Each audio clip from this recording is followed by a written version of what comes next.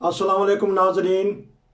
आज आपकी खिदमत में जर्मनी की अहम ख़बरों पर तबसरा पेश करेंगे।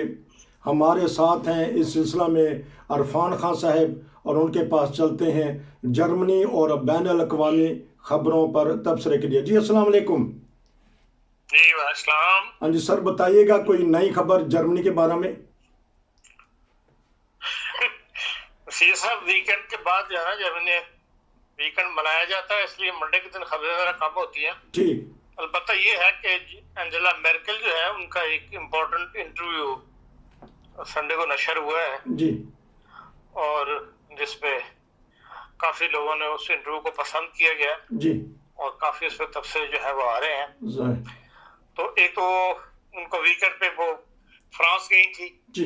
अलविदाई मुलाकात करने के लिए फ्रांस के सदर के साथ, ठीक। और जहां उनको फ्रांस का जो सबसे बड़ा एजाज है, सिविल एजाज जिस तरह हमारे निशान पाकिस्तान है, जी। इस तरह उनको वहां पर वो अवार्ड दिया गया, नवाजा गया, और उस मौके पर बड़ी जबरदस्त तकरीब हुई है। जबरदस्त। और जिसको बहुत ही अप्रिशिएट किया गया उनकी यूरोप के लिए खिदमत को, ठीक।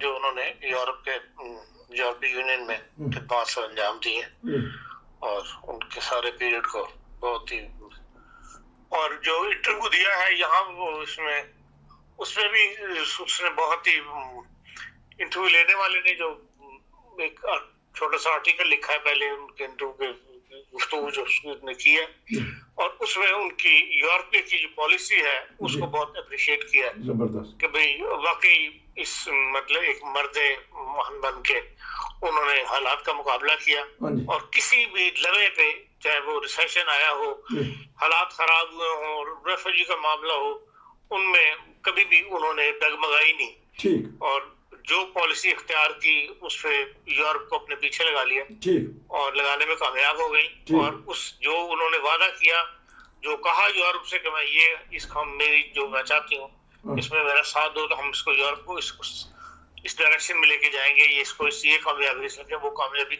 हासिल करके दिखाई। ठीक। और इस लिहाज से उनको बहुत ही अप्रिशिएट जो है वो किया गया है। जी। बाकी अफगानिस्तान के मामले में उन्होंने इज़हार ख्याल किया है, तो उन्होंने यही कहा सवाल के जवाब में सहाफ़ी के कि भाई अफगानिस्तान देखें, इसमें इंटरनेशनल पूरी दुनिया इन्वॉल्व थी, खाली यूरोप इन्वॉल्व नहीं था। तो बस ऐसे मामला जहाँ इंटरनेशनल मामले हो वहाँ पे हमारी पोजीशन और होती है, और हमें दुनिया का साथ देना पड़ता है। और मुझे इससे कोई गरज नहीं कि वहाँ किसकी हुकूमत है, कौन वहाँ पे हुकूमत कर रहा है, वो वहाँ के लोगों का फैसला कर रहा है कि वो अपना लीडर किसको चुनते हैं या किसकी हुकूमत पसंद करते हैं। मैं तो ये चाहती हूँ कि वो भी दुनिया का वो खिता जो है वहां पे भी औरत को उसी तरह आजादी हासिल हो, तालीम के मैदान में कम से कम, जैसे कि हमें यूरोप में हर बच्ची को तालीम हासिल है, हर बच्ची को उसकी सोच के मुताबिक जिंदगी गुजारने की सहूलत हासिल है। इसी तरह मैं चाहती हूँ कि अफगानिस्तान के अंदर भी जो है ऐसा माहौल बन जाए कि वहां पे जो है बच्चियां तालीम हासिल करें, और औरत जो है वो अपनी सोच के मुताबिक जो है कैद की जिंदगी न बसर करे, बल्कि अपनी सोच के मुताबिक उसको ऐसे जराए हासिल हो कि वो जो करना चाहती है वो कर सके। तो मैं राजी हूँ, मुझे इससे पाकिस्तान से और कोई वो नहीं है। फिर उससे ये पूछा गया कि भाई आपने 15 साल जो हुकूमत में गुजारे हैं, इसमें कोई ऐसे लम्हात भी आए जिसमें आप थोड़ी सी डिस्टर्ब हुई हो कि यार ये मैं कर सकूंगी या नहीं कर सकूंगी। तो उन्होंने कहा कि मैं सिर्फ 2 मौके मेरे पर ऐसे आए हैं कि मैं डगमाई तो नहीं है, ये तो नहीं कह सकते डगमाई, मतलब मुझे अपनी फिक्र थी कि मैं इनका मामलों में पूरे उतर सकूं। और जिसमें से एक तो उन्होंने कहा कि ये रेफ्यूजी का मामला था 2015 का, तो मैंने जो पॉलिसी इख्तियार की, मुझे हर तरफ से तीरों का सामना करना पड़ा, और मैं हर जगह यही कहती थी और लोग मेरी बात पे यकीन नहीं करते थे। लेकिन ये है कि मैं उससे सुलझी हुई, और थोड़ा सा जो ऊंच नीच हुई है वो आने वाले रेफ्यूजी का रवैया था, जो रवैया इख्तियार किया उन्होंने, बाद ऐसे उठाए इकदाम जिसकी वजह से जर्मन सोसाइटी जैसे बहुत ज्यादा डिस्टर्ब हुई। लेकिन ये है कि इन द एंड ये है कि हम इस मामले में कामयाब हुए कि एक ऐसी सोसाइटी के लोग जो है, एक ऐसी खिते के लोग जो प्रॉब्लम का शिकार थे, हमने उनकी मदद करने में कामयाब हुए। और यही इंसानियत का मकसद है कि भाई एक दूसरे की मदद करो।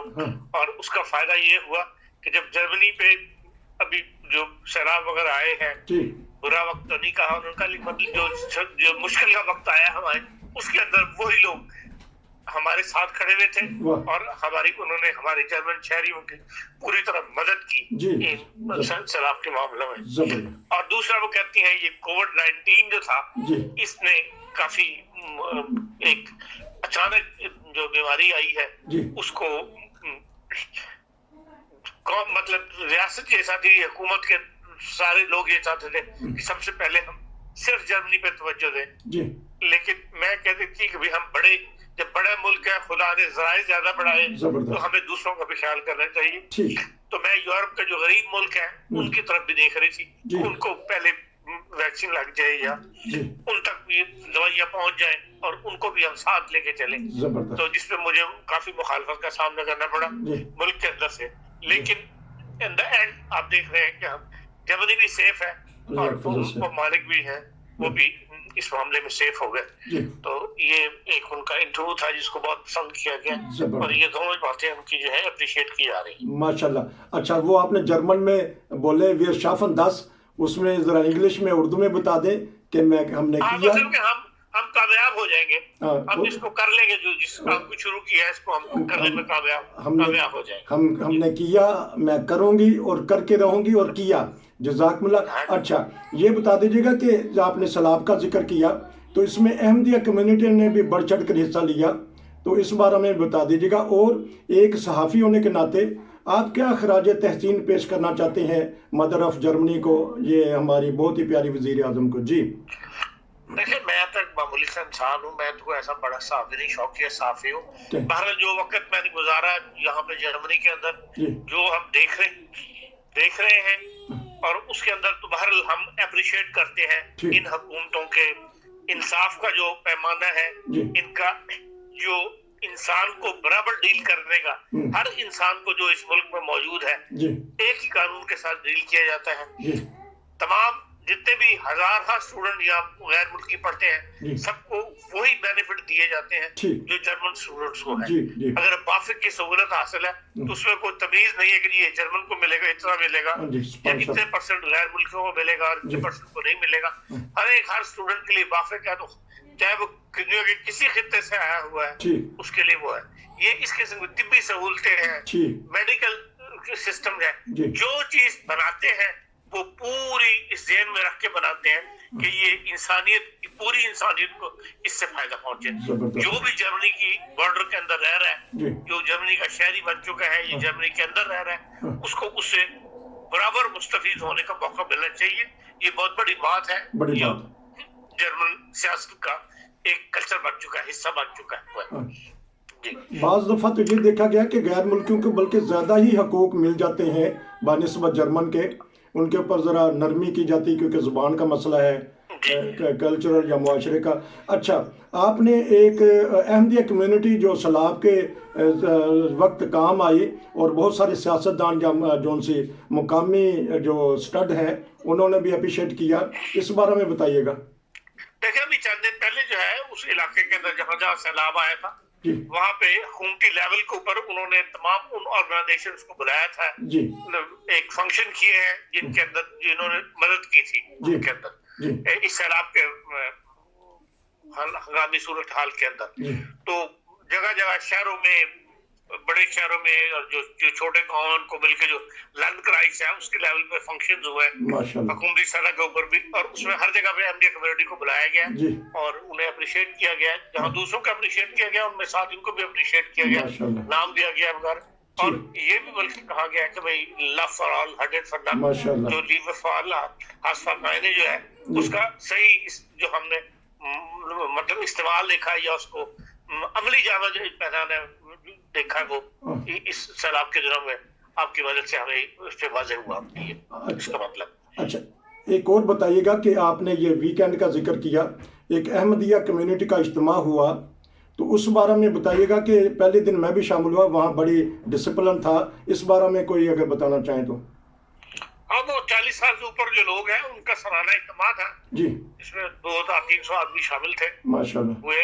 और ये मतलब एक कोविड-19 की वजह के बाद इतना बड़ा इज्तिमा जो है पहला इज्तिमा था जो या जलसा सालाना था जी, या उसके बाद अब इंशाअल्लाह का इज्तिमा था। जी, तो अभी बड़े पैमाने पे तो इस तरह इजाजत नहीं मिलती, लेकिन यह है कि वहां पर फासला रख के एक कुर्सी छोड़ के एक आदमी को बैठाया गया था ठीक, और तमाम जो तिब्बी बताई गई हैं जी, सहूलतें उनको उनसे मद्देनजर रखते हुए इसने इस्तेमाल करने कहा था, जिसमें क्रिकेट स्पोर्ट्स हुई है, क्रिकेट हुई है, जी, वॉलीबॉल हुआ है, रस्साकशी हुई है माशाल्लाह। और इसी तरह जो दीनी मुकाबले होते हैं, तिलावत कुरान करीम का, मुताला कुतुब का, जी, दीनी कुतुब का, इस किस्म के तमाम प्रोग्राम जो थे और एक अच्छा प्रोग्राम था माशाल्लाह। जो 2 दिन 40 साल से ऊपर लोगों ने अच्छा वक्त गुजारा वहाँ पे।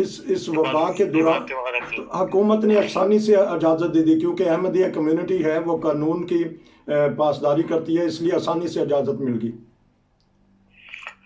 जी हाँ, वो तो ज़ाहिर है आजकल जो भी इज्तिमा होता है उसके लिए इजाज़त लेनी पड़ती है, तो इजाज़त हमेशा आसानी से मिल जाती है। और इसलिए कि भाई पुरअमन कम्युनिटी है, कभी वहाँ पे कोई लड़ाई नहीं होती या कोई ऐसा झगड़ा नहीं होता।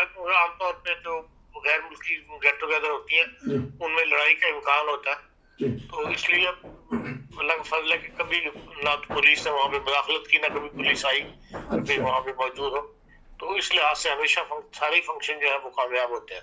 चलें जी, आपने ये वीकेंड की बहुत 2-3 अहम खबरें दे दी, बीच में एक कम्युनिटी का इज्तिमा और जो हमारी वज़ीर आज़म है उन्होंने जो इंटरव्यू दिया उसका जिक्र कर दिया। एक खबर आ रही है, अभी तक सही तरह हुआ नहीं, शायद आपके इल्म में हो, कि इंग्लैंड दोबारा चाहता है कि मैं यूरोपीय यूनियन में आ जाऊं। नहीं, ऐसी देखा आवाज उठती रहती है, सियासी लोग हैं तो कुछ ना कुछ लोग जो है वो कहते रहते हैं, लेकिन बात मसले जो है उनको फेस करने पड़ रहे हैं इंग्लैंड वालों को। इसमें उनका फ्रांस के साथ एक तो झगड़ा है फिश के ऊपर, जी जी, कि फिश पकड़ने, समुद्र के अंदर फिश पकड़ने के ऊपर वो मामला काफी सीरियस उनका हो गया है। इस तरह फिर ये है कि जो वर्कर्स हैं उनमें उनको कमी हो गई है। ड्राइवर्स जो दूसरे मुल्कों से वहां पे काम करते थे उनको उन्होंने फारिग कर दिया, तो वहां से अब ये है कि जो यूरोप से फूड उधर जाता था उसकी कमी हो गई है। स्टोरों की तस्वीरें शाया हो रही हैं जो टीवी पे दिखाई जाती हैं, फिल्म में, कभी स्टोर्स खाली पड़े हुए हैं, वहां पे फूड की आइटम्स नहीं मिलते लोगों को। इस किस्म के मसाइल जो है वो पैदा हो रहे हैं, इसलिए आवाज तो उठेगी और कभी भी मतलब दबी नहीं। ऐसा लोग मौजूद रहे हैं जो आपको पता है 51 के परसेंटेज से तो वो जीते थे, जिन्होंने कहा था कि छोड़ दो। तो उसमें यह कि भाई यूरोपीय यूनियन के, अब यूरोपीय यूनियन उनको वापस लेगा या नहीं लेगा ये बात की बात है, लेकिन अभी कोई यूरोपीय यूनियन में उन्होंने दरखास्त नहीं दी कि हम यूरोपीय यूनियन को दोबारा ज्वाइन करना चाहते हैं। बहुत शुक्रिया आपका, इंशाल्लाह फिर आपसे मजीद खबरों पे तबसरा लेंगे। नाज़रीन, ये थे आज की खबरें, उनको पर तबसरा। नज़ीर को इजाज़त दीजिए। अस्सलाम वालेकुम।